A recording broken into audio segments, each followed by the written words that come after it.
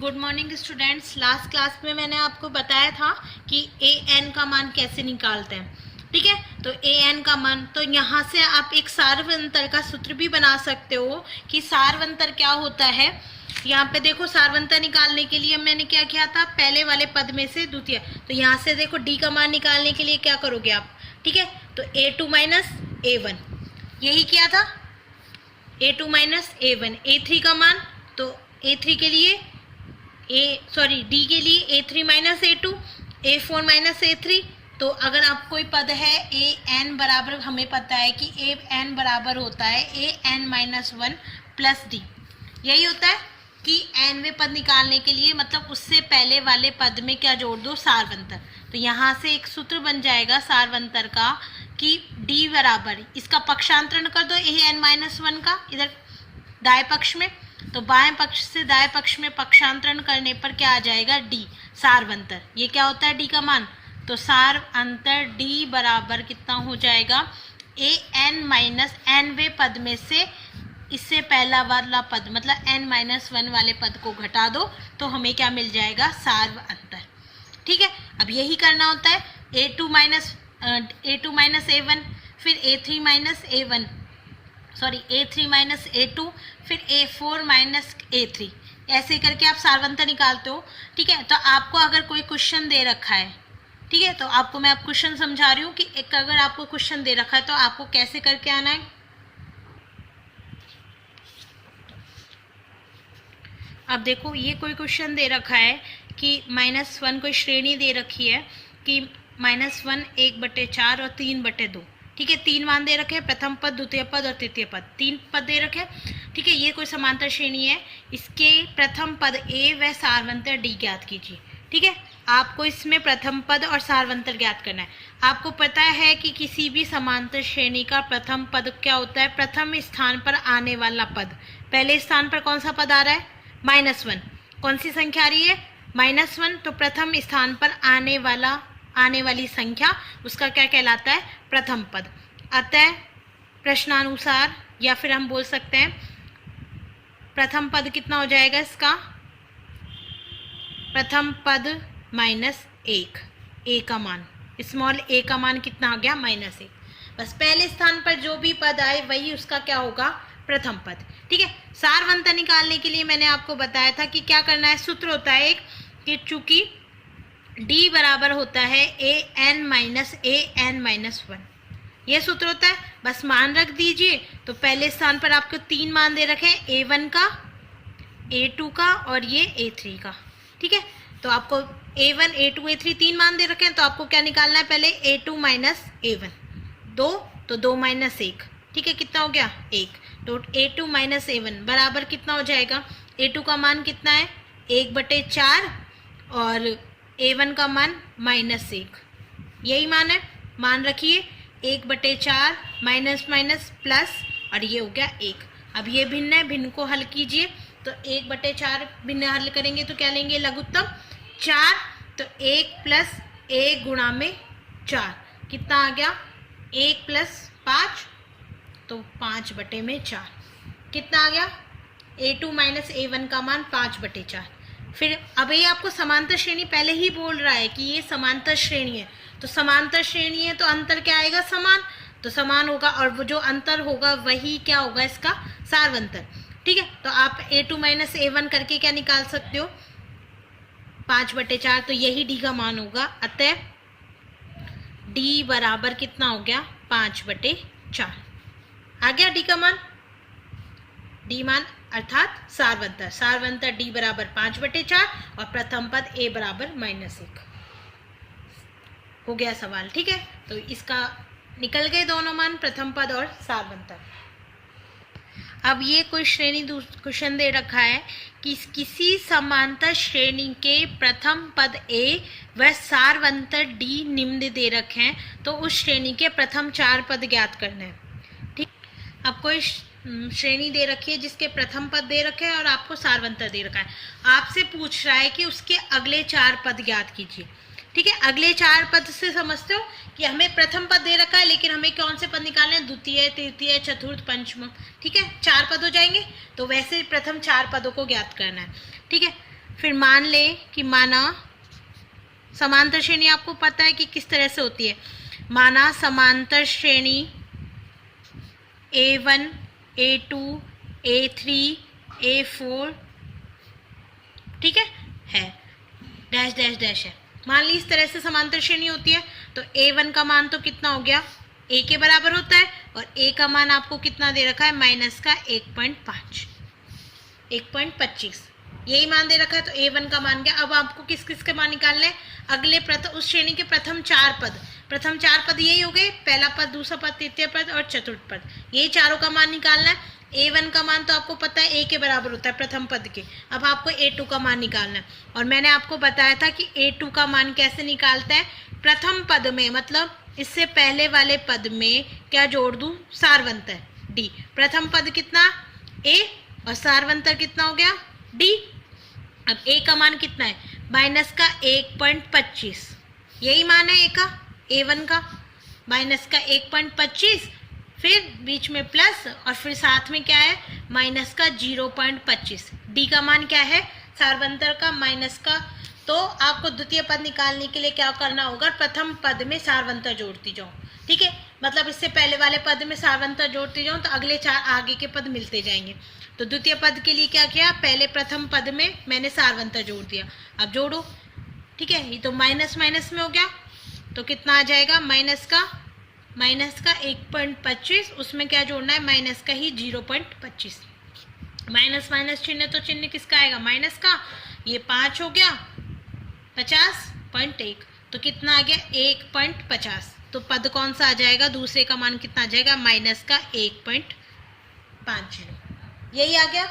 फिर उसके बाद आपको तीसरा पद निकालना है, तो क्या करना होता है, दूसरे पद में वापस क्या जोड़ दो, सारवंतर। दूसरा पद कितना आया हमारे, माइनस का A2 का मान कितना आया, माइनस का 1.50, उसमें वापस सारवंतर अर्थात माइनस का 0.25।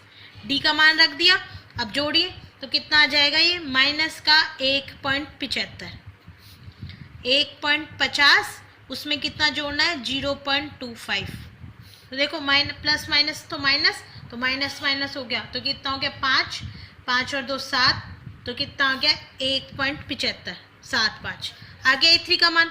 अब हमें चतुर्थ मान भी उसने बोला 4 पद निकालना है, प्रथम 4 पद, तो प्रथम 4 तो पद, पहला पद तो दिया ही होता है, तो 3 पद और निकालने, तो A1 A2 A3 और A4 का मान।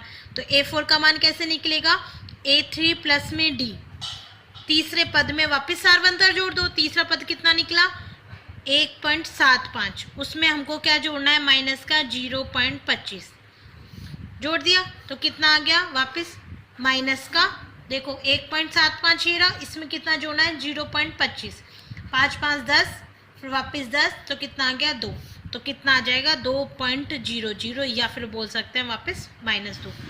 दशमलव के बाद तो जीरो का कोई महत्व नहीं होता, तो कितना आ गया -2। तो अगले पद आ गए, अतः हमें पूछा गया समांतर श्रेणी, अतः समांतर श्रेणी, जो मान निकले उनको रख दो। अतः समांतर श्रेणी कैसे बन जाएगी, प्रथम पद तो क्या हो गया माइनस का 1.25, फिर द्वितीय स्थान पर माइनस का 1.50, फिर माइनस का 1.75 और फिर माइनस का 2, बस ऐसे आगे श्रेणी चलती जाएगी। तो ये हो गई आपकी समांतर श्रेणी। आगे सवाल दे रखा है कि कोई श्रेणी दे रखी है या कोई श्रृंखला दे रखी है, ये नहीं बता रखा है कि समांतर श्रेणी है या नहीं, सिर्फ श्रृंखला दे रखी है।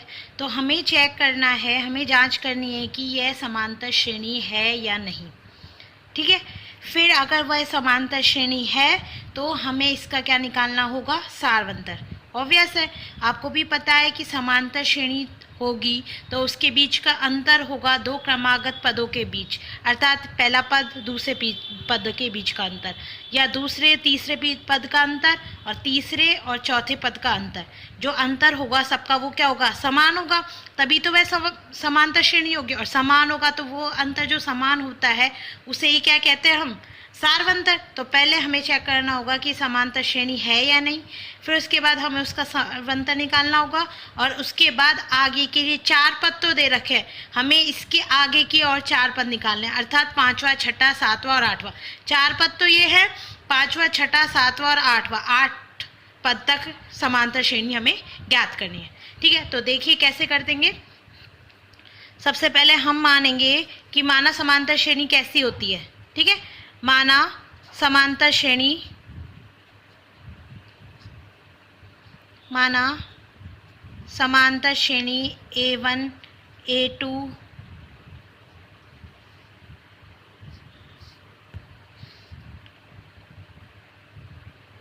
है। ठीक है, ये कोई समांतर श्रेणी A1 A2 3। ठीक है, लेकिन अभी हमें तो ये चेक करना है, जांच करना है कि समांतर श्रेणी है या नहीं। पर हमें पता है कोई भी अनुक्रम है, लेकिन ये पहले स्थान पर, ये प्रथम पद, ये द्वितीय पद, ये तृतीय पद, ये चतुर्थ पद है। और मैंने आपको बताया था सबसे पहले सीक्वेंस अनुक्रम के बारे में कि कोई भी समांतर श्रेणी है अनुक्रम, कोई भी अनुक्रम ही समांतर श्रेणी कहलाता है। मतलब अनुक्रम होना चाहिए, कोई ना कोई निश्चित ढंग या कोई ना कोई निश्चित नियम होना चाहिए, एक नियम होना चाहिए, इस तरह से कि आगे के पद हम निकालते जाएं। ठीक है, अगर वो उनका दोनों का अंतर समान होता है तो वो अनुक्रम समांतर श्रेणी बन जाता है, और अनुक्रम समान नहीं होता है तो अन्य प्रकार की जो श्रेणी होती है, मैंने आपको बताया था शुरुआत में ही कि वो हरात्मक भी हो सकती है, वो गुणोत्तर भी हो सकती है, जो आपकी 10वीं के कोर्स में नहीं है। तो हम सिर्फ समांतर श्रेणी की बात करेंगे।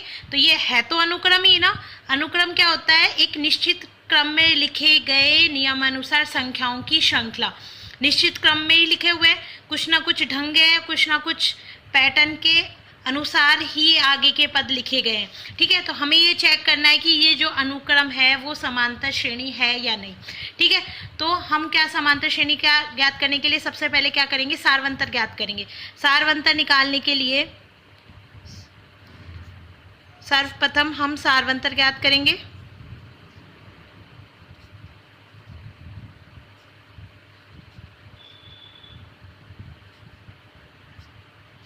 ठीक है, सारवंतर ज्ञात करने के लिए क्या करते हैं? आपको सूत्र बताया था मैंने, क्या बताया था? an माइनस an-1 d बराबर an-1, मतलब दूसरे पद में से पहला, तीसरे में से दूसरा, ऐसे करके। तो पहले क्या निकालेंगे? a2 minus a1। पहले सारवंतर है या नहीं ये देखेंगे नहीं, पहले बस ज्ञात करेंगे, और अगर वो समान आ गया तो वो d के बराबर हो जाएगा। तो a2 माइनस a1, तो माइनस का 1/2, फिर उसमें से क्या घटेगा? माइनस का 1/2। यही करना है, माइनस का 1/2, उसमें से माइनस करना है माइनस का 1/2। किया तो माइनस का ये, माइनस का 1/2, माइनस माइनस प्लस, और ये 1/2। तो 1/2 में से 1/2 गया तो कितना आ गया? 0। तो a2 माइनस a1 का मान 0 आ गया। अब बात करते हैं a3 माइनस a2 की। ठीक है, वो भी क्या है? माइनस 1/2, और ये भी एक माइनस का 1/2। फिर वापस ये माइनस का 1/2, माइनस माइनस प्लस हो गया, और ये 1/2। 1/2 में से माइनस का 1/2 घटाएंगे तो कितना आ जाता है? 0। आप लघुत्तम लेके भी हल कर सकते हो दोनों को। फिर बात करते हैं, हम 4 पद दे रखे हैं, तो a4 माइनस a3, माइनस 1/2, वापिस माइनस का माइनस 1/2। यहाँ तो सभी पद समान है, तो आपको तो आसानी है निकालने में। अगर अलग अलग भी हो तो उससे भी कोई फर्क नहीं पड़ेगा। तो माइनस का 1/2 प्लस का 1/2 बराबर 0 आ गया। अब देखिए आप कि a2 माइनस a1 का मान 0, a3 माइनस a2 का मान भी 0। ठीक है, और a4 माइनस a3 का मान भी 0। तीनों का मान 0 आ रहा है, तो अतः समान आ रहा है सबका अंतर। तो अतः स्पष्ट है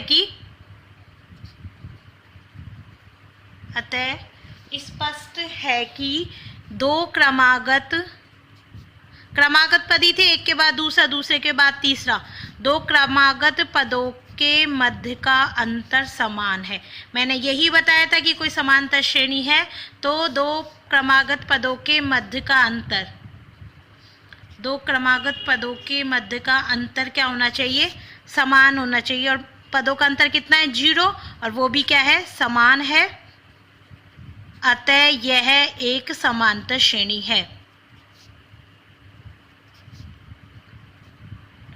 और अंतर अगर समान नहीं आए तो वो क्या एक समांतर श्रेणी नहीं होगी, और श्रेणी नहीं होगी तो उसका सार्वंतर ही नहीं निकलेगा, और सार्वंतर ही नहीं निकलेगा तो आगे के 4 पद आप निकाल ही नहीं सकते, तो वो सवाल वहीं खत्म हो जाएगा अगर वो समांतर श्रेणी है या नहीं।